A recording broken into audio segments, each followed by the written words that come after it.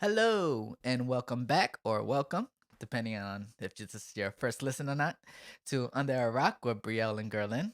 Hey. Hello. We are back to talking about Avatar, The Last Airbender. Mm-hmm. We are starting book 3, the final one. Yeah. We Yeah. are here, ladies and gentlemen, and we are speaking on episodes 1, 2, and 3 of book 3. Mm-hmm. So we are here. Yeah. Aang has finally waken up from, I guess, limbo. Yeah. Yeah. He finally, Mr. Slugabed. Right. I love how when he gets up, he's just like, "Oh my god, I've been captured." Yeah. And he's Yeah. like, I mean, to be fair, he doesn't remember anything, and he woke up surrounded by Fire Nation symbols. Like, the gang didn't even try to not do that to him. right. And like they didn't try to take down the posters or put up a sign. And like when he first escapes out of the room, you see Pipsqueak and the Duke. And instead of being like, "Hey, Aang, it's Pipsqueak and the Duke," they go, "Hey, wait, stop!" Like guards. Right. But that happens in. I feel like that happens in so many like movies and television shows. Whenever a character wakes up from like a very very long sleep or from being attacked or even a coma, when they wake up and they're like, "What's going on?" Instead of saying literally like the one or two things that would make them calm down, the people around them are just like, "Hey, wait, stop! What are you doing?" Instead of being like, "We're your friends, we promise." We're not the enemy. Yeah. I was, Even though we're dressed like them. I was kind of thinking it reminded me of Captain America. Yes, I was just about to say Captain America. Yeah. I mean, they tried and tried to make it seem like he was still in the 1950s or whatever. Yeah, but they got the baseball game wrong. And also the girl who like greeted him, like his nurse, she looked completely ridiculous. Like anyone who like lived in the 1940s would look at her and how she's dressed and be like, "That's not right." Like her shirt wasn't like fit the right way, her hair didn't look right. It was like what you think the 40s is but not what it actually is. And Steve would probably have known that, to be quite honest. And Right. so like it was the baseball game, it was that, and then he like runs out into the street. So we get that situation with Aang. Yeah, exactly. Like all the Duke had and Pipsqueak had to say was like, "Hey, it's us. It's You're us." friends. You're not on a fire relationship. Well, you are, but not really." And I love how Sokka just comes fully dressed as a Fire Nation soldier. It's like, "Aang, welcome back to the land of the living, buddy." Yeah. And Aang's just like, "What the fuck is going Yeah. on?" Yeah. I love that. I think that's so funny. And then he just faints again. Yep. Listen, he's had a rough few weeks. He literally like came back to life. Yeah. So basically they're on the boat to the Fire Nation, and so is Zuko, Azula, May, and Ty Lee. They're also on the boat to the Fire Nation. Also, I guess Iroh is there too, but he's like A prisoner. a prisoner, yeah. And I love May so goddamn much. Like if you watch this show, you know how much I love May. But I love that she's like, "Hey, Zuko, like, are you cold?" And he just goes off on this super dramatic monologue. And she's like, "I just asked if you were cold, not your life story. Chill, Zuko." It's like, I got a lot on my mind. It's like, oh, okay, but like, how do you, are you freezing? Yeah. Would you like a sweater? Because I got one. Yeah. But I will say, okay, so I feel like a lot of people who maybe in the past, not so much now. I don't really know because I don't really immerse myself in the ship wars that way. But I feel like I've been hearing a lot about the past ship wars, and a lot of people, in order to justify Zutara, would basically kind of make May out to be the bad guy, and they would use a lot of scenes as like proof that like she and Zuko were a bad match. And and they would use this scene as like, "Oh, well, she doesn't listen to him and she doesn't care about him." And I'm like, actually, on the contrary, I think she cares a lot about him because she doesn't put up with his bullshit. Right. Like, there are so many people in Zuko's life who like kind of roll their eyes and stuff when he goes off on his monologues and then things like that. But that's not what she was doing. She was kind of teasing him. Yeah, it was and flirting. and I think he needs that because like Iroh lets him go off on the monologue, like Aang and even like Sokka when he eventually gets to them let him go off on his monologues. Azula cuts him off right away, but May's like, she lets him speak. She lets him say what he has to say, and then she says, "Stop being so dramatic. I just asked if you were cold." Right. And you need that sometimes, and I think, and obviously Zuko doesn't mind because he doesn't get angry at her the way he does at like Azula, Mm. and they even kiss. So it's like, are they the most like healthy, perfect relationship? No. They remind me a little a little too much, and I'll get into this later, but they remind me a little bit too much of like every high school couple ever. Yeah. But I do think that there is some genuine care and respect for each other, I agree. you know? Yeah. Yeah. Also, you have to understand that like May hasn't seen Zuko in 3 years. She doesn't know what he's like. Mm. She doesn't know what his kind of personality has become, and he doesn't know that about her. So I feel like a lot of the maybe more like awkward interactions between them could literally just be chalked up to, well, this is their first time meeting each other as basically adults, Mhm. Like when Zuko left, they were on the cusp of puberty, and now they're like past it, and it's like, oh, who are we? Right. No one stays the same. Exactly, yeah. So I will not stand for any May slander in this house. And also, it's just like, why do you have to up Katara? And I'm just speaking to the shippers. Oh yeah. To up Katara, why do you have to bring down Maze? Like, you don't Yeah. have to do that. You don't, but I mean, unfortunately, that happens in like every fandom, any Mm. kind of ship. In like it's just a common, and thankfully, it seems to be very much an age thing. Mm. Like once you age out of that kind of mindset, you stop doing that. Like I remember, back when I used to be into Glee, I used to really like Glee. Anyway, uh, back when I used to be very involved in the Glee fandom, whenever someone would write either Rachel and Puck or Rachel and Quinn, um, one of the things that you had to always be aware of when you were reading those stories is like if there was any Finn hate in them or Finn bashing, because people would do that. People would literally make Finn the most awful, horrendous, ridiculous character ever to justify why Rachel wouldn't be with him and be with Quinn. Mm. When it really isn't that difficult. It'd just be like, well, they decided they don't want to date anymore, and she went on to this person. But I feel like again that's a very like age thing. Like when you're young, I feel like when you're young, you don't necessarily realize that people can just not like each other And and that's move okay. on, and Right. that's okay. You feel like there has to be a reason for someone not to be with someone, and so that's where the bashing comes in. But I feel like there's been a real like shift away from that. Mm. And now when people write a pairing that isn't the like canon pairing, they usually just, oh well, they just decided they didn't work as a couple, or that everyone's gay now, and then Just run with that. yeah, everyone's gay now. So yeah, so it's just something that I've noticed, but I feel like now, especially because of the people that I read in fan fiction, I don't see a lot of like May bashing, or even like any other character bashing. Mm. So which is nice. I appreciate that. Nice progression. Yeah. So back on where the Avatar is, Katara is trying to heal him, and she's like keeping up with that. And like her dad comes over and he's like, "Hi, Egg," and he's like, "Hi," and Katara's like, "Ew, Dad, go away." Like she's such a teenager. Right.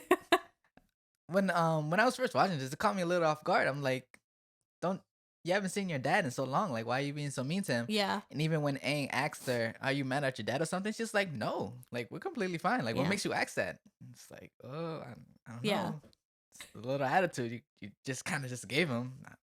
Whatever. Yeah. But yeah. I mean, I think obviously we learn later on that it's like something that she's like internally dealing with. Right. But I think it's also just like, Dad, I'm with my crush. Don't bother me. Like I think it's also that. You think so? Yeah. Makes sense. I think it's a little bit of both. Mm-hmm. Can we also just like talk about the fact that Katara like literally brought Aang back to like life? Yeah. She just like, no issue, no biggie. She just brought someone back from the dead. Okay. If Katara wanted to, Yeah. she could start a whole hospital or whatever, or like some type of um healing healing class or something like that, Mhm. and be like, Her whole thing could just be, I brought the avatar back to life. That's like her So that's qualification. her qualification. No studies in medicine, no degree, no nothing. I brought the avatar back from the dead. I know my shit. Learn from me. It's just a $50 fee and then plus extra. Yeah, You know, yeah. she could do that if she wanted to. It's like do you know Parks and Recreation? No. One of the characters in Parks and Recreation is like he's at like a fair, I think, and the guy is like, "Oh, you can't do that. You have to have a permit." And he's like, "Oh, I'm sorry. Here's my permit." And he opens the paper and it says, "I can do whatever I want, Ron." And the guy's like, "All right," because he's that kind of character. He just Right. knows what he's doing, and so that's what I thought of when you said that. I mean, Katara could do that if she She wanted could. to. She could do. Yeah. She's like, "I'm Katara. There's no need for anything else." But but then you're gonna have like the naysayers, like people from the Northern Water tribe, be like, she used spirit water. She's a fraud. You know, you could. You have those. I mean, definitely. That is kind of the weird caveat. Mhm. But even so, like once the spirit water was gone, she still healed him. She Like, still- you know. yeah. Yeah, so like she basically is healing him and he remembers what happens. He remembers that he failed. He remembers like what happened in Ba Sing Se, and he kind of gets really like emo about it, and he's like, "No, I have to be the one to like save everyone. It's all up to me." It's like, "Okay, Aang, you this whole time we've been learning about the power of friendship, but I guess if you want to take this on yourself, that's cool."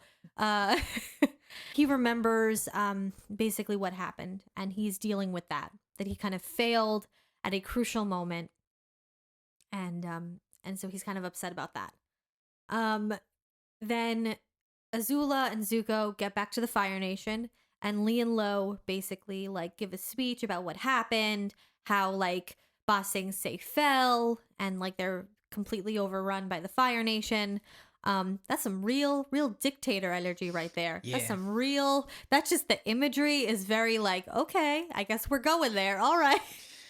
Yeah, and just the showing the soldiers marching into Ba Sing Se and all the characters that we got to know a little bit, like the tea shop owner and The people with the baby. people with the baby. You Oh, can Hope even is see crying you can even see Jin in the in background. the Yeah. shop. Yeah, Yeah. Yeah, Hope is crying, the baby. I see what they did there with the crying baby. It says her name is Hope. Hope is crying. Yeah. Ah, but yeah. Yeah, and basically they bring Azula out and they say, and Azula found Zuko Mhm. as if he were lost. And they basically say that Zuko like completed his mission, he killed the Avatar, and Zuko comes back to a roaring crowd that loves him, but you can tell that he's like, oh, this was a bad idea. Yeah, This was a bad idea. but he But he looks looks like that. good. Yeah, he does He look looks good good. with his hair pulled back and Mhm. everything. He looks like this is a bad idea, but it's kind of like we don't see it until he speaks with Iroh. Mhm. It's not this episode, right? He speaks to Iroh in the next episode. I believe so, yeah. Um, so I'll get to that when we get Yeah. there. But yeah, he's the crowd is loving him, and then he's just a little anxious, and Azula's like, "What's your problem, dude?" And he's just like, "I haven't seen Dad in 3 years, and last time I saw him, he kind of burned my face. So Yeah. I don't know, I don't know if he wants to see me."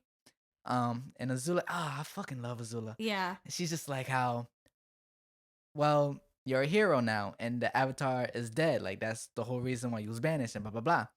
And she sees that Zuko has some doubt in his face that Mhm. the Avatar is dead, and she's just like, unless he could miraculously survive and get the flashback, Yeah. and Zuko's just like, no, he couldn't.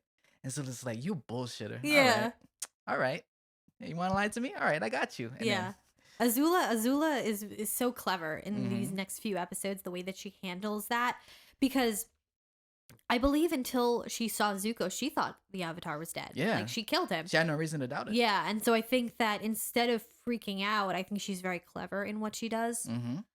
Yeah, you can really see how cunning and clever Azula is, because you know that she's planning something, you just don't know what yet, Mm-hmm. and I love that. Also, turtle ducks. Yes. Turtle ducks. I love turtle ducks. Turtle ducks. Meanwhile, on Aang's ship, we find out about like what happened with everything. Like Aang hears about what happened at Ba Sing Se. The Earth King literally just said bye. Yeah. Like, okay, I'm sorry. Like, I understand that it was not really prepared for an invasion, and I understand that he doesn't really do much. He was a puppet king, so he doesn't really know how to run a country. I understand that. He probably doesn't know like where the files are, let alone how to run the country. However, he's still the king. Right. And he's just like, you know what? Nah, I'm just gonna go. Bye. Like, he just leaves. You can't do that. You're the king. Like, that's so crazy. It makes sense that a bunch of 12-year-olds have to save your world when this is how your king acts. Yeah. Like, I mean, like you said, he was just a figurehead. Like, he didn't. yeah, but this could have been his moment.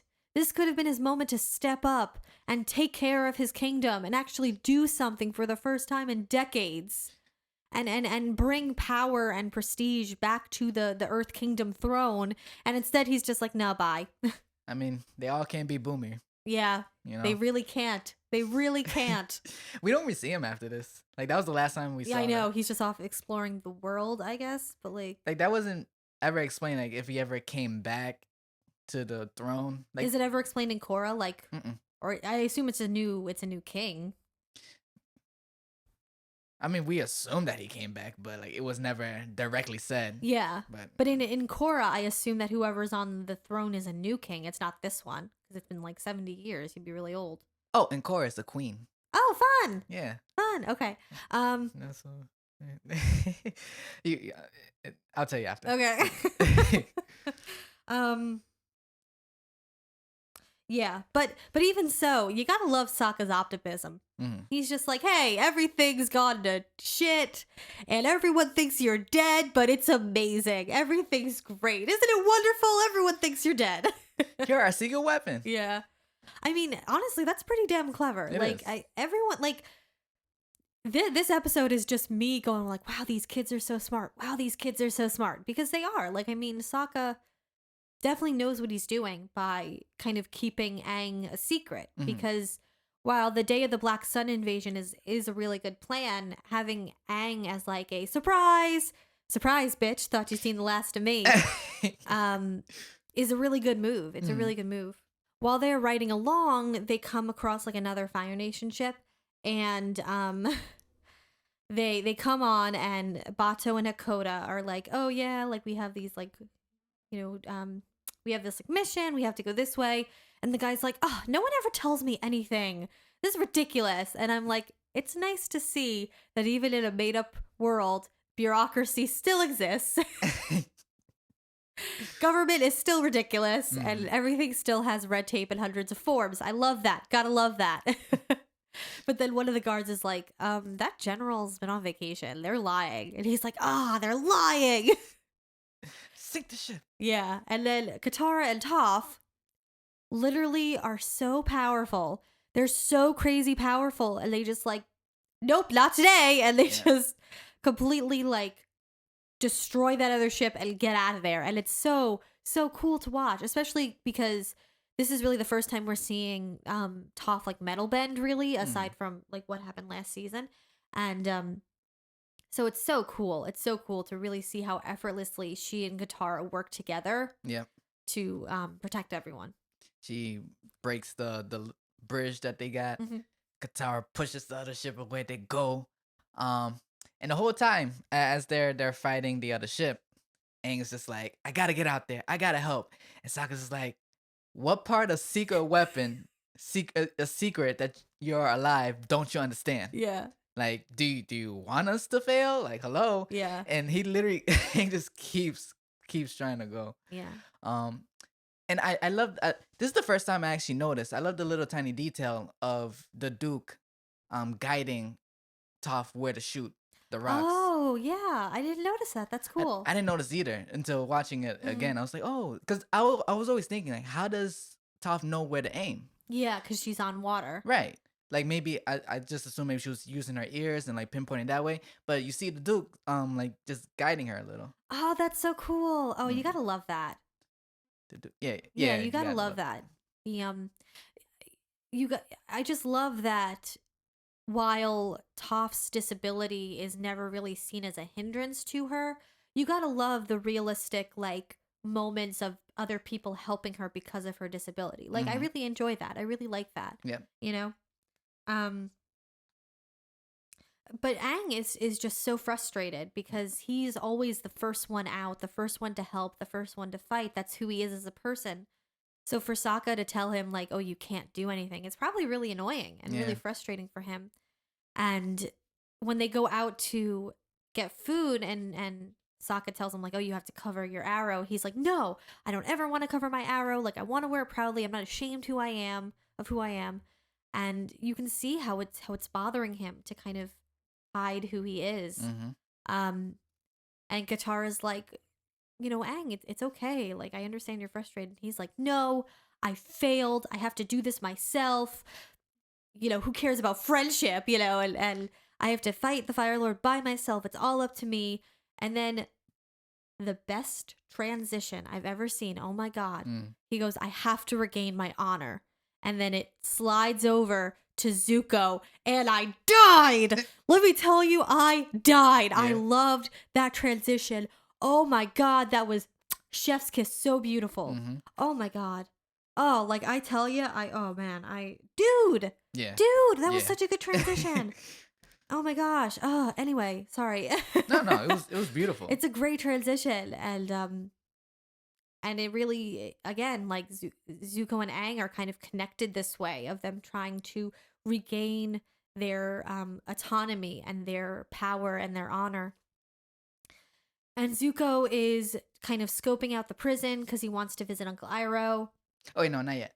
After that transition, he goes to meet his dad for the first time in 3 years. Oh, that's right. I'm sorry. Yeah, that's right. I'm skipping ahead. You're absolutely right. And okay, yes, because okay. So yes, he goes to see his father, and it's very scary. Mhm. And his dad is like, "You've been away a long time, Zuko." And I was like, "Yeah, and whose fault is that?" It wasn't like he went out to the store to get milk. Right. You sent him away. You banished him. Why do you think he's been away so long? And this is where we learned that Azula gave Zuko all the credit For killing the for Avatar, killing yep. the Avatar. And the scene of Zuko going to I'm like skipping Ozai's part because all he did was just like, "You did great, my son, blah blah blah. I'm so proud of you. You're home now, blah blah." So Yeah, it's who like cares? yeah. The scene of Zuko going to Azula's room Mm, saying, "Why did you do it?" And Zula's like, "Yeah, she's sleeping. yeah. She is such a bad bitch. She is sleeping." And she's just like, "You gotta be a little bit more specific than that." And it's like, "Why did you give me the credit?" The thing that is so calculated about Azula is that she doesn't leave you guessing because she knows she has all the power. So Yeah. she'll put all her cards on the table knowing that she has the best deck. Mm-hmm. So so Zuko says, "I'm gonna figure out why did you do it. I'm going to figure out." And Zula's is like, "You don't have to figure out because who's to say that? Oh, if the Avatar isn't dead, all that glory would turn into shame. Now, why would I want to do?" She just tells him, Yeah. "Don't guess. This is why. Because if Aang is really alive, instead of me being shameful, it's on you, Yeah. bro." No, she is so smart. She is so calculated. It's just they wrote her so well. She's Yeah. probably my favorite character in the entire series. What's crazy is that she wins either way. Either way. If the Avatar really is dead, and she gave Zuko the credit, well, who cares? She still has all the credit for Ba Sing Se. Mm-hmm. And now her father, is even more grateful that she brought Zuko back because she brought him back a hero. Mm-hmm. But if the Avatar is still alive, Zuko gets all the shame, but she still looks good because she got Ba Sing Se and she brought back the traitor. So she wins no matter what. She wins no matter what. So smart. Also, it's kind of weird that she like gets up out of bed, walks around Zuko, and then gets back into bed. I was like, okay. It's the mind games. Yeah, I guess so. Mind games. However, I will just say, when Zuko like storms into her bedroom and then he leaves, I was triggered. I was triggered. He left the door open. I was triggered as a sibling myself. Mm-hmm. Leaving the door open after you leave your sibling's room should be a class 1 felony. It is ridiculous. It is despicable. You close that door. Yeah, my sister feels the same way. That's why I always close the door. Yeah, when he didn't close the door, I was like, oh God. Triggered. The audacity. The audacity. Yeah. Yeah, so it's so brilliant. She's so smart. And like you said, she's always like 3 steps ahead of you, and she's not afraid to tell you her plan because she knows that no matter what option is true, she wins. You know? Yeah. So basically Hakoda goes up to Qatar and he's like, "Why are you like so like in a mood lately? Like you're acting really weird and I don't know why." And she's like, "Well, Aang just left. Aang is gone. He flew away. He just got on his glider and he's gone." And he's like, "Yeah, but are you upset about that?" And she basically says that like while she is upset that Aang left, the reason that she's been so like hostile towards her father is because she's angry and upset that he left all those years ago. And she, she understands why he had to leave, but she still hates that he did leave. And she never got to process those emotions. Get these kids some therapy, please. Like, I swear to God. Yeah. But she basically was so mad at her father because she was so sad and scared and angry, and that just kind of has been bubbling and growing inside her for like 3-ish years. And and now her father's back, and it's like, I'm a different person now. Like, I'm not your little baby daughter anymore. Like, and you missed that, and it's not your fault, but it is your fault, and it's sad. It's a sad scene. Yeah. I imagine that anyone who has a parent, like in the military or something, kind of understands how that feels. It's tough because you understand that they are doing something that they have to do, but like, they're still leaving. Yeah. And essentially they have to, right? Like you said, they have to leave to protect you. But it's also damaging because they're not around to help raise you and see you grow up. Yeah. It's a double-edged sword. Yeah. But they hug it out, and it's clear that they're going to be like working on that with each other. So Aang basically left the ship, and he is like, "I'm going to fight the Fire Lord myself right now. I'm literally in the process of healing, but I'm going to do it right now." And he is flying, and he basically loses his energy, and he crashes into the water, and he's like floating along. And like Roku and Yue come to him basically, and Roku says like, "Hey, I'm sorry, but that I left this mess for you." And we're like, "Yeah, gee, thanks, Roku, thank you for being a jerk and not doing your job and choking at the final second. Now Aang has to deal with this mess that you left." I mean, it's not even like, yeah, but choke in 2 ways. He choked because he actually died. Yeah.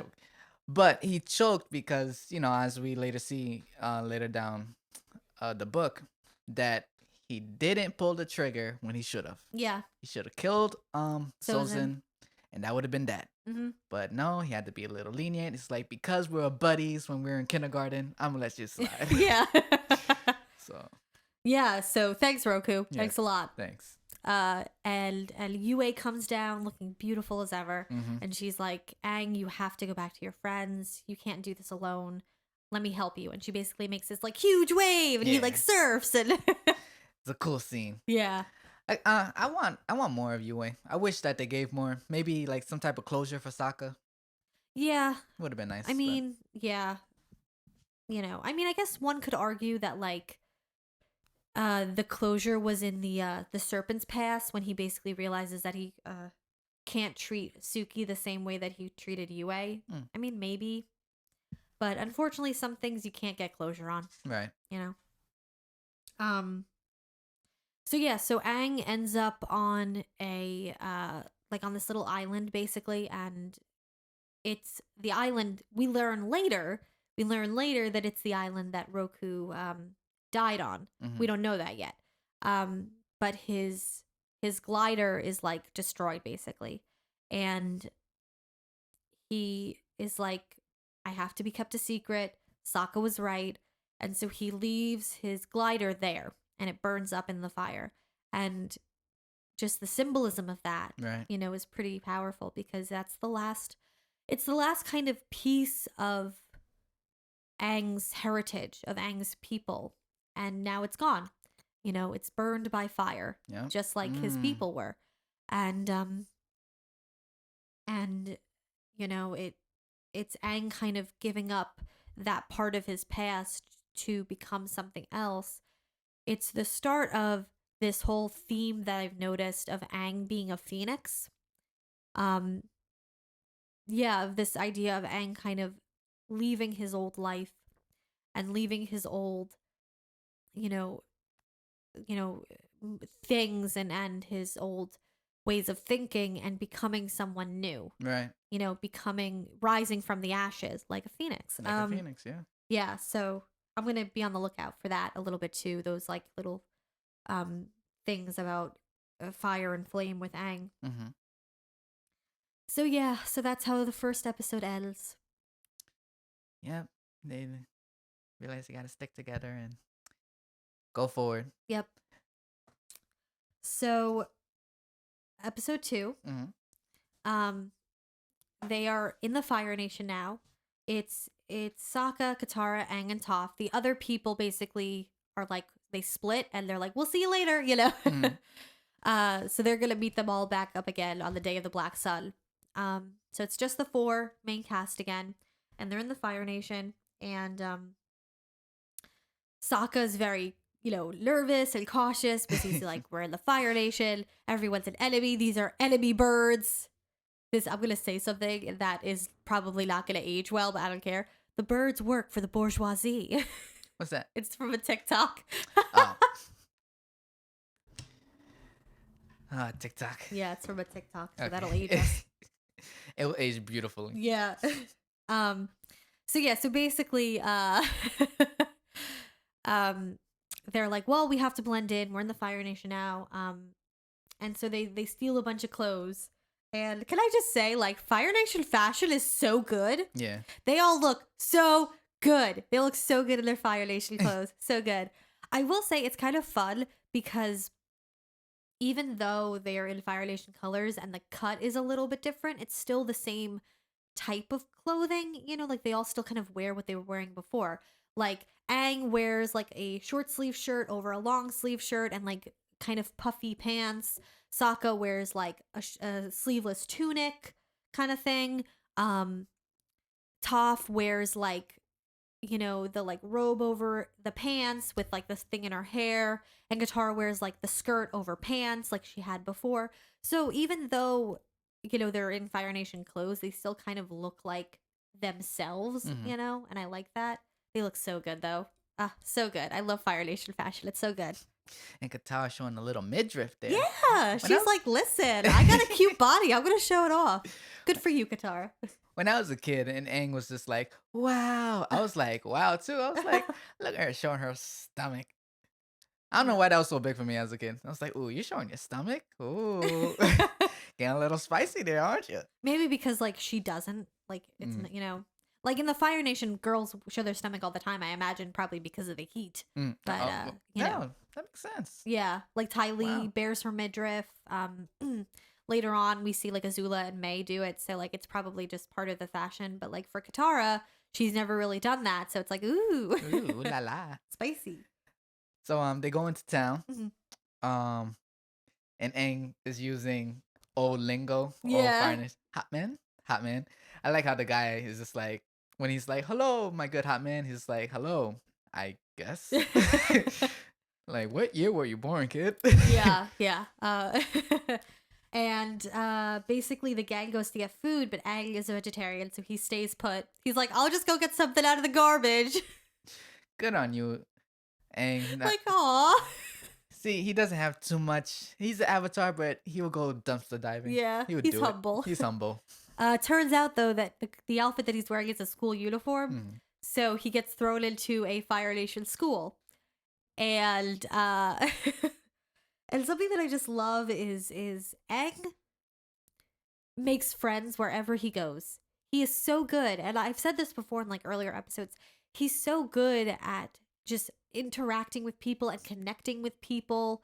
Like he makes friends on his first day with Anji and like some of the other kids, and it's just so sweet that Aang is just, even though these kids are Fire Nation and therefore the enemy, Mhm. he never treats them like that. He is so open to like talking to them and learning from them, and he sees the value in going to a Fire Nation school. Like he's just so, I think, open and optimistic, and I just love that about Aang. Yeah. Um, I love that he, when he gets back to the cave, Sokka's like, "You can't go back to school. Like that's such a bad idea." And Aang's like, "Well, they were gonna teach me about a secret river." And Sokka's like, "Well, I do like secret rivers." Okay, you can go. I will allow it. Yeah. And they're like, "You're in school?" Like it's just so funny the shenanigans that Like, these you're kids get in into. what? You got to do what? Yeah. After what? He's like, after he's it's like, after what? Oh man. um Also, I look so cute with hair. He looks so cute with hair. Yeah, for someone that has been asleep for so long, like he got a nice hairline going on. I was like, oh, it must be nice. Yeah. To like let your hair grow out and still have a decent hairline. Not crooked or nothing. Yeah. But on the flip side, on Zuko's side, we see him attempt to visit Iroh first. Yeah. He didn't fully commit, but he went, and then the guard was like, "Who's there?" And then he turned around. He was Yeah. like, "I'll come back another time." But then he's able to get through. He's Then he basically gets- like, "I wasn't here, you didn't see me." And he proceeds to just yell at Iroh because Iroh won't talk to him. It's like, this is all your fault. You know, if you had just been on our side, you would have came back a hero, just like me. Mm-hmm. But no, just stay here and rot. Yeah. It seems a lot like Zuko is trying to convince himself Mhm. rather than convince Iroh. Of course. And I think Iroh knew that. So like, okay, so the meta reason that Iroh does not talk in these few episodes is because they didn't have a voice actor for him Mm. because Mako had passed away. So like that's why Iroh doesn't talk. But I think in context in the show, I think the reason that Iroh doesn't talk is because he wants Zuko to come to the realization himself. He doesn't want to tell Zuko you were wrong. He wants Zuko to be like, "Oh, I was wrong." And even though it hurts Iroh to stay silent, I think he understands that he has to. Right. So That like makes- obviously there's like a real reason why Iroh can't talk, but there's also like a meta reason why he can't talk, or an in meta reason. So that's good writing. Yeah. When you can take a outside of the story issue and make it work in story. That's good writing. Because obviously they didn't expect Mako to pass away, so they had to come up with something real quick. Yeah. And his silence spoke volumes. It did. It Honestly. really, really did. Yeah. Yeah, so basically Aang goes back to the Fire Nation school and he sticks out, the poor thing. He likes to dance. He is like, actually, it wasn't a battle, it was a genocide of the Air Nomad people. All the kids' reactions, I don't know if they were shocked to hear that the great Fire Lord Sozin did something so terrible, or they were shocked that like this kid said something like that. I think it's both. Both. I think it's both. Well, because it's very clear that like the Fire Nation school is meant to be like an indoctrination center. Mhm. Like the best way to it's easy to indoctrinate children as opposed to adults, so you got to start them young. So like, the whole like they pledge allegiance to the Fire Lord. Mhm. That hit kind of hard as an American. Anyway, Woo. yeah. I think it's probably a mix of both, that they've been taught from such a young age to accept everything that they read and hear as fact. So the fact that Aang is, number one, speaking up in general, and speaking up against what they've learned is probably really shocking to them. Mm, And that's the seeds of revolution. there it is. Um, yeah, but he's also like so cute. Like he like wants to dance when he plays the zungi horn, and like the guy's like, "You may march in place," and he's like, "Gotcha, that's boring." And it's so real how after all that, Aang goes out to like I guess what would be like the courtyard, the Yeah, playground, whatever. And everyone is whispering around him. It's like, did you see the way he moved? Yeah, that's the weird kid. yeah, And he just kind of just like just walks. Just like okay, like, yeah, and it's really real being a kid. And if you do something different, people are talking about you and like stuff like that. It makes you curl up in your shell. Just like oh maybe not. But I felt this watching as a kid, watching how Aang just didn't care. yeah. It's like they're talking about me. I don't care. I'm gonna do what I want.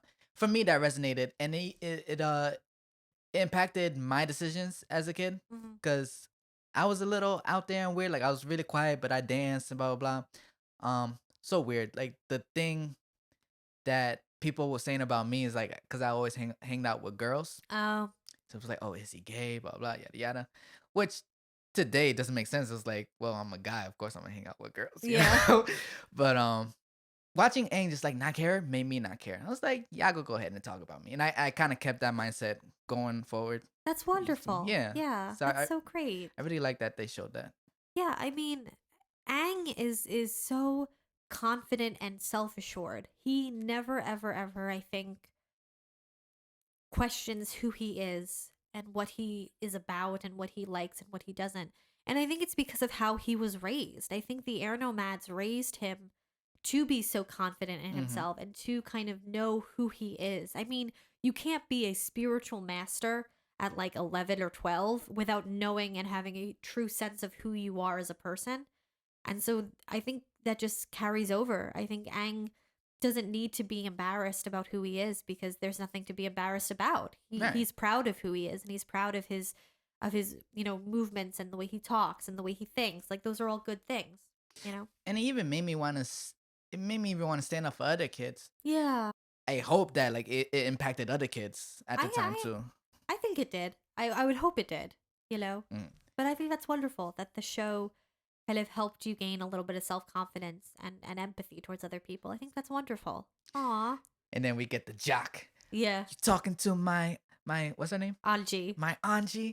And Aang's like, yeah, I'm just gonna show her some dance moves. I was like, what? Excuse me? Yeah. But I love that like he goes to like punch Aang and Aang is just nope and he's just dodging and weaving out of the way. Like Aang is such a boss. He's such a badass. Like Yeah. he wins that fight without throwing a single punch. And he knows. He knows that he's winning the fight. Like he's just so good. Oh, I love it. It's kind of like a Jackie Chan moment. Yeah. Where just keep on Jackie Chan, Bruce Lee. Yep. And but regardless, he gets in trouble and the teacher is like, I want to have a meeting with your parents. Aang's like, my parents? I don't even know who they are. Yeah. And then it cuts to the absolute hilarity that is Wang Fire and his wife Sapphire. Sapphire Fire. Fire.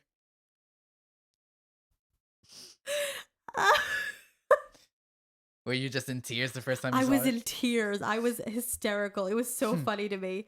Because not only is that like absolutely ridiculously funny, but like I'm sorry, but you're telling me that you look at a girl like Katara and you're like, ah, yes, this is an adult pregnant woman. Like she's 14.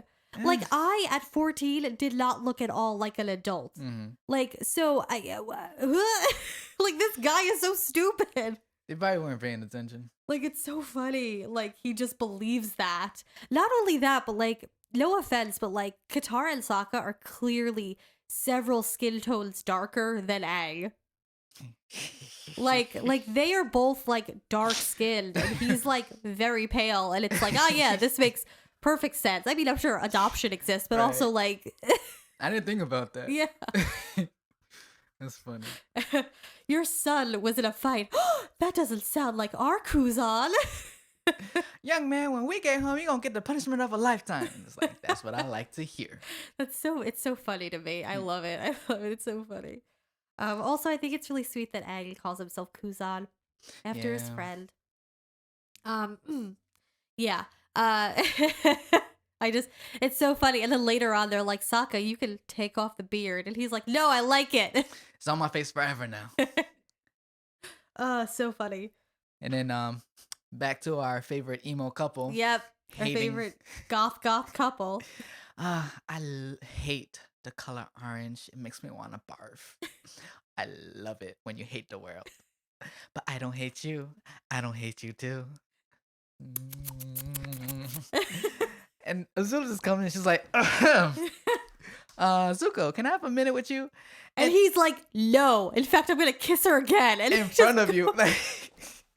They're literally every high school couple. Because, like, oh my God. high school couples don't care that people can see them kissing. They will just make out. It's no big deal. PDA on 1,000. Yeah. Dude. Yeah. Oh, May, I think Ty Lee needs your help fixing her hair or whatever. Sounds serious. Gets up. And this is where the seeds are implanted. Yeah. Showing that May isn't May isn't completely under Azula's thumb. Mm-hmm. Like we see that. We see the little. Yeah, because she, like, you know, is a little, she's like, oh, you're here, whatever, I'm still gonna kiss my boyfriend. Mm-hmm. Listen, it's so funny. Like, I love Zuko and May. They're just like, I hate everything, but I don't hate you. Yeah, like, that's kind of sweet. Oh, sweet. In a funny way. And this is like one of the few moments where Azula, that you can't. This is a moment where you can't question her genuosity. Like the warning that she gives Zuko, I believe that she was 100% genuine. Like she was actually okay. looking out for him. Oh, she was being genuine. Okay, yeah. Did I pronounce it wrong? Genuosity? Yeah, I think the word would be like genuineness, maybe. Genuineness. I was an English major. Actually, I was an English minor. Oh. Yeah, I think actually this is a moment of like just honest feelings that she's like, I don't want you to get in trouble with father. Like, I don't want that. Because I think Azula, while she, I think, wouldn't mind if Zuko was out of the picture, I think she definitely sees the benefit of having him around. And I'm sure part of her is like, well, you know, I missed having you around. You know, like, you're my brother at the end of the day. So yeah, so I think you're right. I think that is a moment of her genuinely being like, you got to get your shit together, Zuko. Like if I found out that you're visiting Iroh, who else is gonna find out? Yeah. So just be careful. Watch your back. Because Zuko does not have a good poker face. He really doesn't. No, he does not. Yeah. So Zuko basically ignores all of that and goes back to see Uncle Iroh. It's like, okay, I guess you don't want to listen to any advice. But something really, really cool about this scene is when Zuko is yelling at Iroh, basically saying, like, I need your help, like, I'm scared, I don't know what to do. The camera angles make it look like Zuko is the one in jail. Oh, wow. Mm-hmm. I didn't even notice Some of the camera angles, and I believe it happens in the next episode when he goes to see Iroh, especially I think when Iroh starts talking again. They discuss like Zuko's heritage. But this, I just noticed it for like a second or two. One of the shots makes it look like Zuko's the one in jail. Oh, that is so cool. Yep.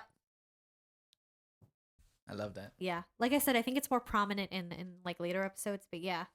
Okay. Yeah. Nice catch. Thank you. Yeah. It's all about that framing. Yeah. So he basically is like, well, if you won't help me, I'm going to figure out something myself.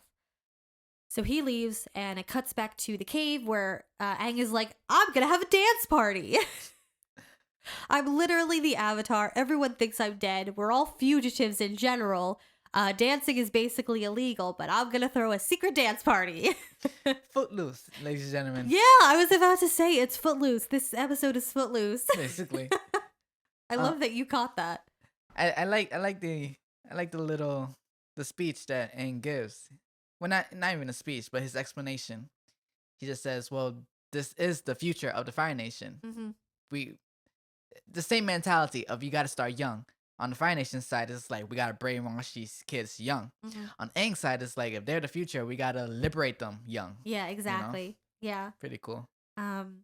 and basically he just teaches them a bunch of like ancient Fire Nation dances, and these kids really respond to that. They're like, yeah, and they start having a dance party, and it's awesome, and everybody's having fun, and they're expressing themselves. And then Aang and Katara dance.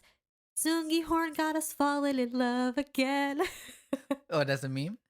No, I just made that up to be funny. Oh, You know, like the DJ got us that's Zungi Horn. That's funny. That'll be the next hot meme. It could be. Once this podcast comes out, that's gonna be a meme. People's gonna The Zungi Horn got us falling in love again. people's gonna run with it. Yeah. But yeah, no, it's great. Like, Aang and Katara basically like just dance together, and I don't know like where they found the time to practice that dance. I'm pretty sure it was just whatchamacallit, battle training thing. Oh, okay. Because when he whispered in her ear, he probably like, let's do one of our exercises. Oh, okay, gotcha. Okay, yeah, that makes sense. Mhm. And they're flipping all over the place and being super cool and like, and they just dance and it's cute and they're like in love and it's cute. See, this is the episode I was talking about. I forgot which episode I mentioned it, but the eyes. Oh, the eyes thing. Oh, that was the episode with Zuko in Ba Sing Se when he went on the date with Jen. Yes. So, Katara's eyes here. And Aang was so smooth. He was like, just take my hand. Takes her hand. They go. And he's just like, Aang, everyone is staring at us. And he's like, don't worry about them. It's just you and me right now. Ah. Woo! And Katara's eyes, when they like go to her, Katara's just like, all right. All right. This is what you want? Okay, bet. Woo, man. Aang, if you don't get there, I'm telling you, man. I know you're 12, but... oh, jeez Louise. Yeah, but honestly, I mean, this is one of the reasons that I do ship Aang and Katara, because Aang really lets Katara like let loose and have fun and be a kid and like express herself in a way that she's not used to, and I really like that about that. He lets her kind of be free, and I appreciate that. Right. Yeah. Flameo, hot man. I love that. We should start saying that. Flameo, hot man. Flamey, yo. There was this like post on Tumblr where Aang tries to basically, when Zuko is the Fire Lord, he tries to get that like slang to come back, and Zuko's like, that's not real slang, no one says that, and Iroh's like, actually, hot man, it is. Like Iroh joins Aang, and just like, it was a cute little post. That's funny. Yeah, so they have a party. It gets broken up by the police, by the cops, by the fuzz. Yeah, and basically all the kids help Aang, and they basically kind of keep the cops off his tail because he showed them how to have fun and how to, embrace their culture and everything, which is so valuable that they literally like risk getting in a lot of trouble to save him and his friends, and that's so sweet. Yeah. They he really made an impact on those kids. Yeah. He probably scarred that last kid when they earthbended that section closed. Yeah. His reaction was like, what? It's like, what just happened? Yeah. When that happened, I couldn't help but think about that post that you was telling me about that thing that someone did on Tumblr or whatever. They were saying, they did an explanation of like, imagine if this was in real life of Zuko being like fighting Jet and everything. Yeah, it's like that kid was Vladimir Putin's son. And yeah. I couldn't help but think of like, Kuzan? Yeah, Kuzan. He was the fucking avatar. Like, could you imagine? But that is probably a thing. Like, this kid rolls into town for like 3 days. He's there for 3 days. He completely dismantles the education system, throws a secret dance party, and then books it. Oh, that kid was the Avatar. Like, yo, you remember Kuzan? What a kid. Like, it's so funny. Yeah. You're absolutely right. That is so true. Like, oh man, the stories that must like follow these people. Told, right? Yeah. I like how that one kid was doing the sprinkler. He was Yeah. like, all my inhibitions had just gone away. Yeah. Man, it was a good episode. Yeah. Yeah. So, okay. So then the episode ends with Zuko kind of going into like the underbelly of the Fire Nation, and he finds this guy, and he's like, I need you to kill the Avatar. And he gets an assassin. He gets Combustion Man, who Mhm. we will kind of meet later. Um, Zuko, what the hell were you thinking? He wasn't thinking. He I know. I love that Zuko's like, you know what's a logical thing to do? Get an assassin. Perfect. That's so brilliant. That won't be an issue at all. Like he's just we know that that's a character flaw of his. He doesn't think shit through. no, not at all. Not at all. Okay, He so immediately panics and then he's like, an assassin is the most logical course of action. I wasn't sure which episode it was that we see Combustion Man. So it's this one. So I wanted to mention when he sees Iroh again and like he freaks out. Mm-hmm. He's like, I'll just figure it out on my own. He leaves and Iroh cries. At first, I thought Iroh was crying because of Zuko's words, like hurting his feelings. Yeah. But now I know that Iroh is crying because in the beginning, when Zuko is just all like, I'm so confused. Like, I got everything that I ever wanted, but it's not how I thought it would be. Mm-hmm. It sounds like he's about to say, I made a mistake. Like, Yeah. let's do something different. But no, he does a complete opposite. It goes, the Avatar's still out there. Help me how I should handle this, uncle. And Iroh was probably thinking at first, like, oh, he sees the error of his ways early. Yeah. Like, thank God. But then when he's like, help me find the Avatar, that probably crushed him. It's like, damn, like you really lost your way, dude. Yeah. So I thought that was interesting. Yeah, and I mean, as we see at the very end, Iroh was always worried. He was always worried. He was always concerned about Zuko. He never for a second like hated Zuko or Mhm. was really mad at him. Which I think is the mark of someone who really cares about you. Right. Um. So yeah, so that's how the episode ends. And then And gets a little kiss on the cheek. he does get a little kiss on the cheek. Yeah. My man. Okay, so on to episode 3, The Painted Lady. The Painted Lady. Yeah. I love how for the rest of this season, whenever the gang shows up somewhere and people are like, who are you? Because you're obviously like different. They're like, oh, we're from the colonies. And people just run with it. They're like, okay, whatever. Yeah, cool. Cool, whatever. Colonials, huh? Yeah. Ah, cool. I just think that's like funny that they just are able to say that with no like questioning. Like, where in the colonies? Doesn't matter. When Aang was like swimming in all that gunk, Yeah. and then he gets on top of Appa and like blows the gunk off him, I was like, whoa, what a dick move. Just blow it on everybody. I mean, he cleans them after, but still. Yeah. So they're traveling along this river and it's very, very polluted. Mhm. And they come across this itty bitty like fishing village. And the people in the village are starving, they're sick. They obviously live on a polluted river because of a factory that's like nearby. And this is again, I think, one of the examples that it's not all black and white. It's Yeah. gray. There are good people in the Fire Nation, and the Fire Nation hurts its own citizens. It's not just the water and the air and the earth people that are hurt by the Fire Nation. It's also their own people. Yeah. Because these people are suffering, and they're suffering at the hands of their own government, of their own soldiers, Yeah.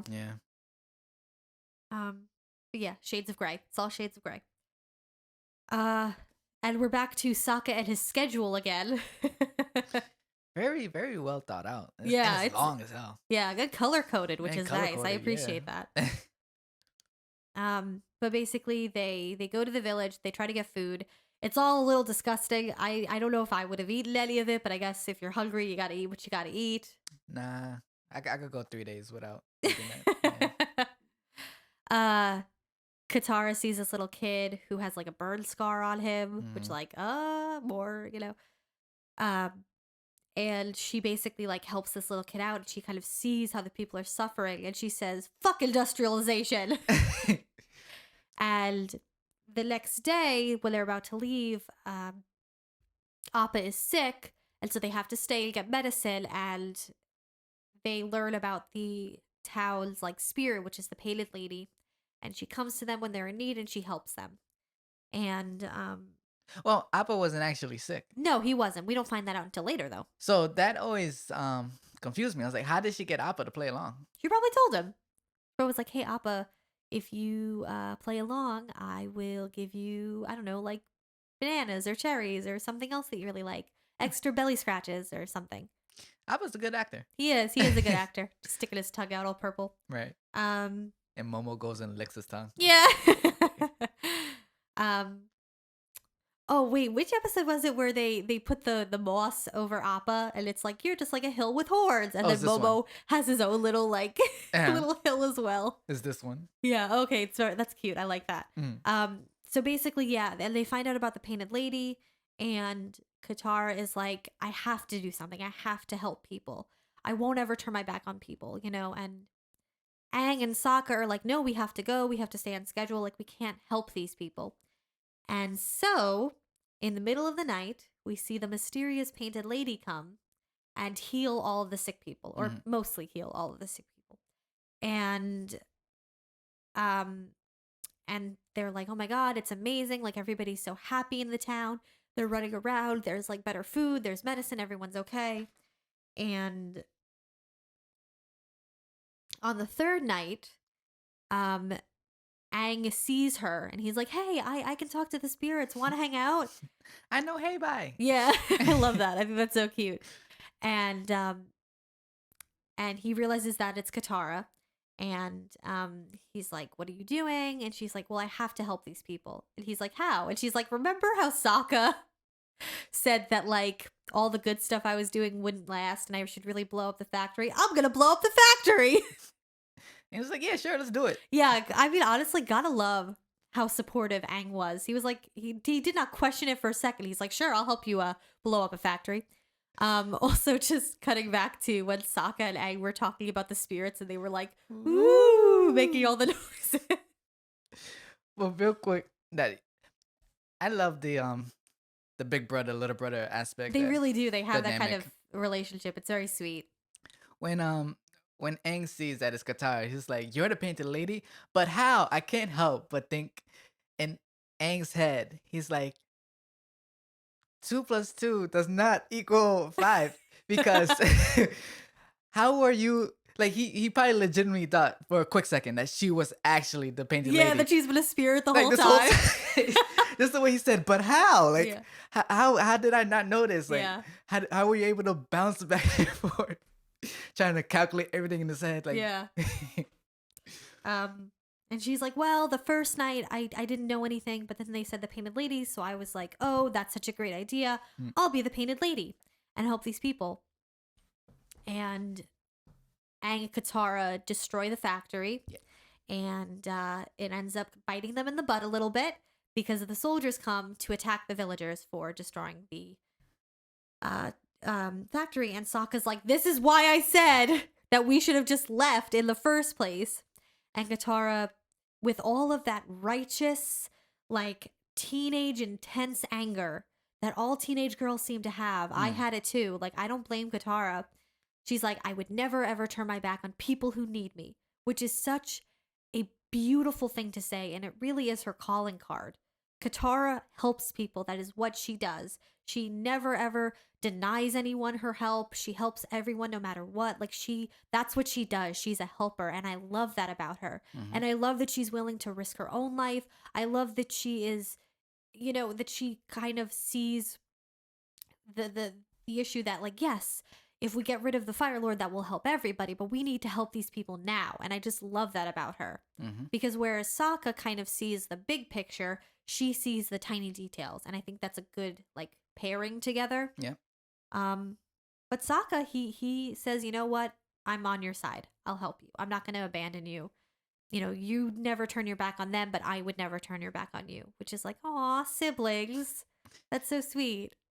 And then Toph shows the other end of the sibling spectrum by punching Aang in the shoulder. That's how she shows her emotions. Yeah, her affection, yeah. But that cuts even deeper. In many aspects. One, Sokka's reaction shows he has a reaction of a strategist. Yeah. Because like, if you do A, B is gonna happen. Like, Yeah. it's a cause and effect. You didn't think this through. So there's that. Showing like the difference between Katara and Sokka. Like, Katara just acts on impulse. Sokka thinks shit out. Yeah. And also with Katara saying that she would never turn her back on people that need her, the hesitation that she takes before she says that, like, see the twitch of her eyebrow, Yeah. I couldn't help but think that she was thinking to what happened to her mom. Yeah. Because what happened? She turned her back, not intentionally. She was told, everything will be okay. Go get your father. Yeah. She essentially turned her back on someone that needed her. Her mom Oh, needed her at wow. that time. So I couldn't help but that's what she was thinking. Like, no, I'm not doing that again. Because the Oh, last time I did wow. it, my mom died. I did not even think of that. Mm. Gerlin, that's so clever. I have my moments. Yeah, no, I mean, that's actually like a really interesting like take an idea. Yeah, I like that. Thank you. Oh man, that's so good.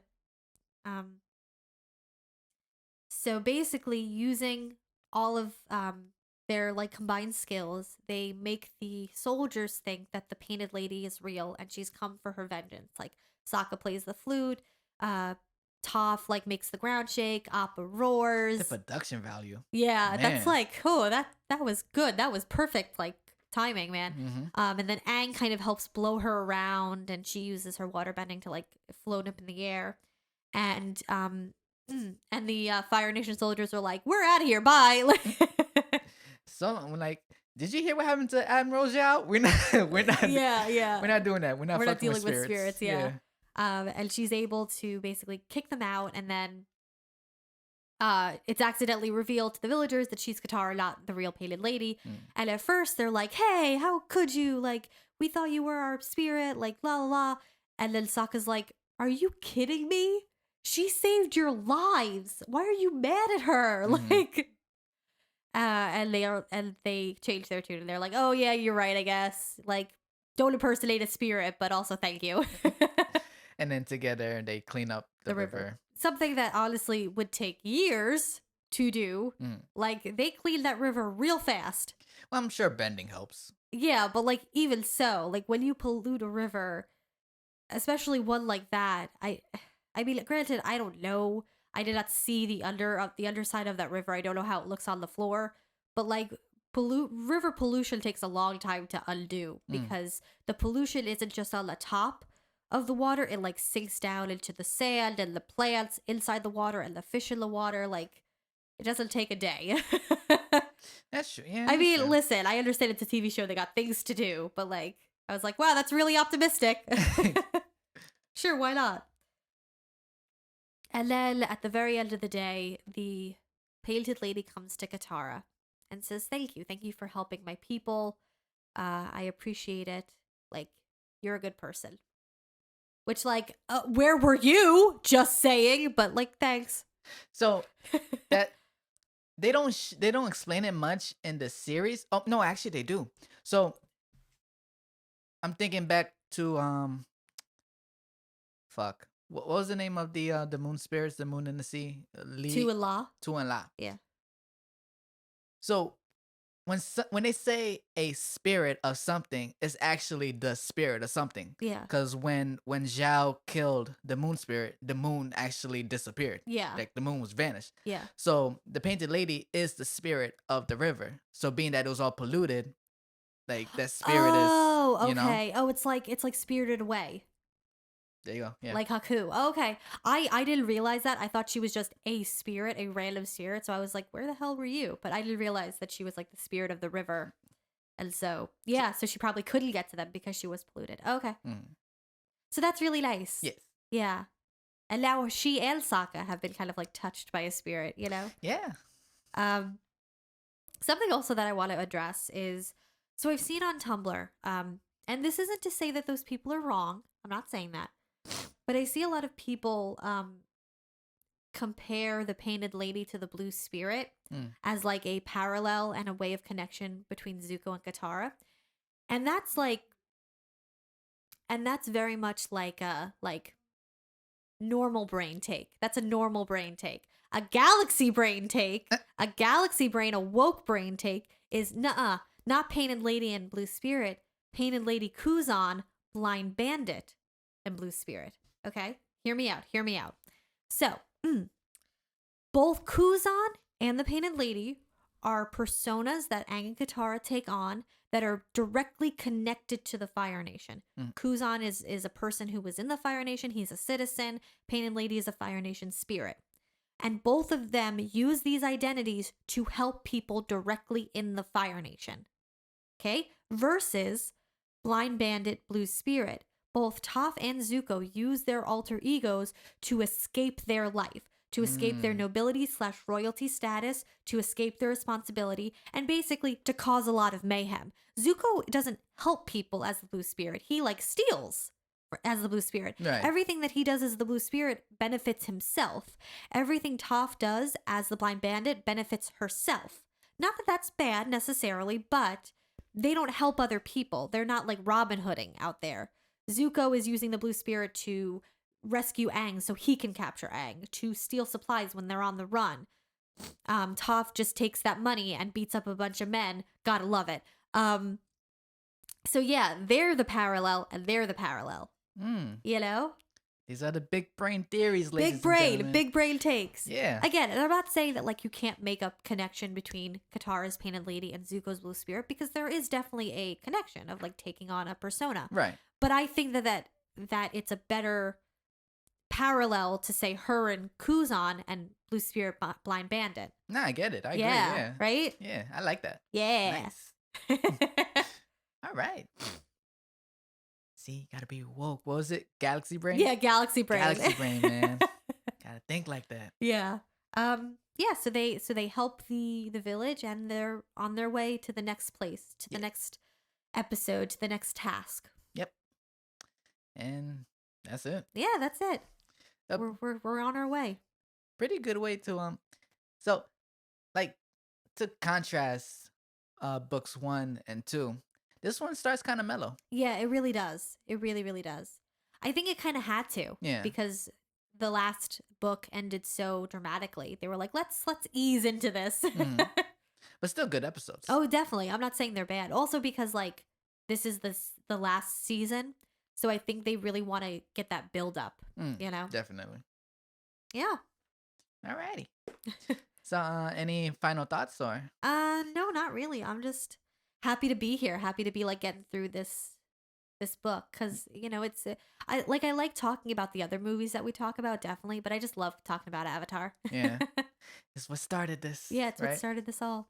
Okay, so thank you everyone for watching, for listening. Thank you for your support. Please like, comment, and subscribe. Yes. Please. You can find us on pretty much any podcasting platform: Spotify, Anchor, I believe Apple Podcasts as well. So yeah, we appreciate you, and we will see you next week. Yep. Bye.